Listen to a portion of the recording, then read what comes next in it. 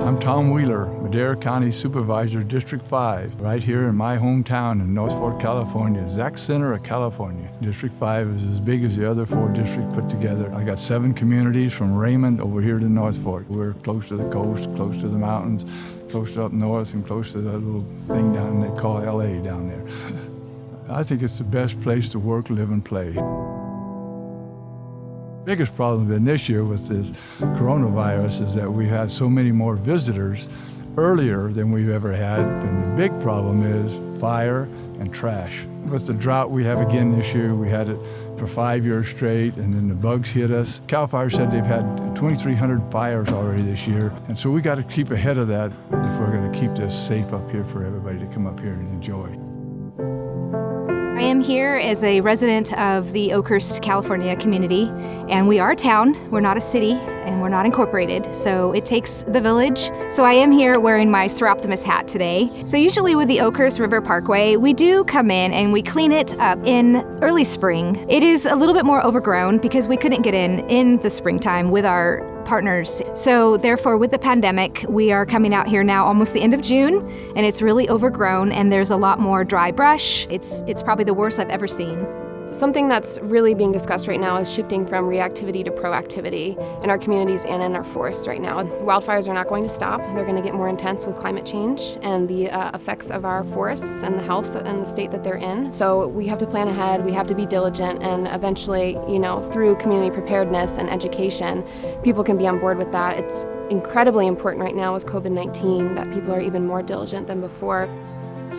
You take a statewide campaign like Listos California, and you take an international brand like the United Way, and you really try to distill it down to the ground level. You have to have and leverage relationships with local community-based organizations, local nonprofits, local civic leaders, local government, local agencies that could advance the work, could kick down doors and make introductions.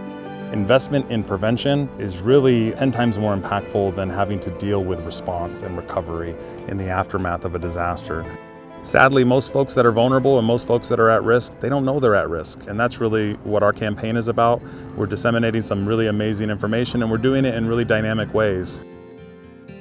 We can't expect people who are trying to live their lives in a largely disadvantaged area to be incredibly diligent right off the bat. We have to put in the work to help them first. People are busy trying to put food on their table to feed their families. Wildfire is definitely a concern, but is that the first concern that they have? No, it's a concern for later. Wildfire does not see jurisdictional boundaries. Wildfire is going to go where wildfire wants to go. Partnerships are really crucial to getting in the room with people, stakeholders, land managers, landowners, to really talk about and have these difficult conversations revolving around mitigating the effects of wildfire, protecting our communities from wildfire. If those conversations aren't had, people are left in the dark, people are not cooperating and collaborating with each other, and that's just opening up the possibility for error and casualties, fatalities, damage to our resources, damage to our communities, our infrastructure, to our homes. And so we really need to work together.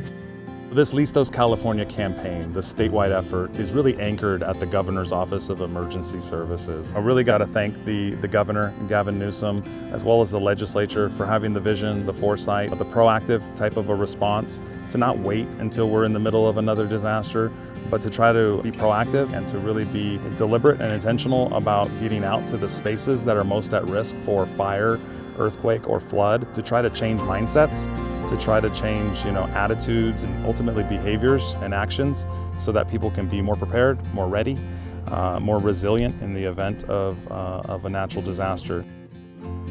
This outreach and this education, it's critical. Personally, I think that knowledge is power, so it really starts with the people, and that's how we see change, and that's how we take action, and that's how we protect our communities.